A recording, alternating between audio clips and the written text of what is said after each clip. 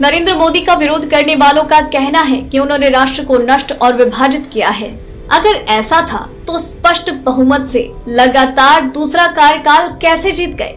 चले जानते हैं इन्हीं सवालों के जवाब। जब अटल जी देश के प्रधानमंत्री हुआ करते थे, मेरे अनुमान के अनुसार उन्होंने बहुत ही बढ़िया काम किया, लेकिन फिर भी उन्हें हार का सामना करना पड़ा।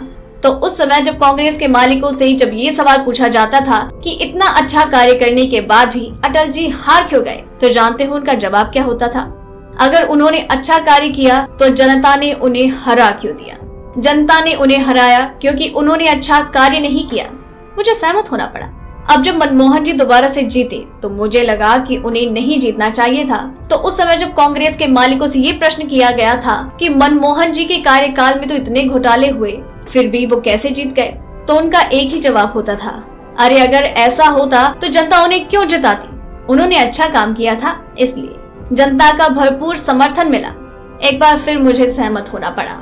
अब बात आती है 2014 की, जब मोदी जी चुनाव जीते और जनता ने उन्हें पूर्ण बहुमत से सरकार सौंपी। और जब एक बार फिर से कांग्रेस के मालिकों से सवाल किया गया कि आप कैसे हार गए, क्या आपने अच्छा काम नहीं किया था, तो उनका जवाब होता था कि ये मोदी ने हिंदू मुस्लिम के बीच में दरार डालकर जीत हासिल की और देश अब एक बुरी दौर से गुजरेगा।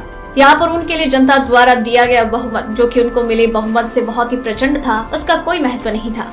फिर 2014 से 2019 तक राहुल जी ने बहुत पापड़ बेले। उनके चाटुकारों ने भी बहुत तेरे ही षड्यंत्र रचे और हर घटना को इस प्रकार से पेश करने का प्रयास किया कि जैसे देश का हिंदू और मुसलमान बस एक दूसरे को मारने पर उतारू है।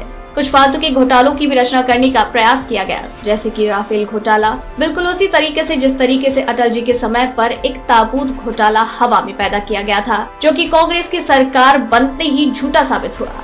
अब दोबारा से 2019 में मोदी जी को पहले से भी प्रचंड जीत हासिल हुई और जब दोबारा से कांग्रेस के मालिकों से पूछा गया कि आपकी हार का कारण क्या रहा, क्या मोदी के द्वारा किया गया कार्य इसकी वजह रही, तो कांग्रेस के मालिक ने कहा मोदी ने देश को बांट दिया है और इसी कारण वो जीत गए और अब देश का संविधान और देश बड़े खतरे में है।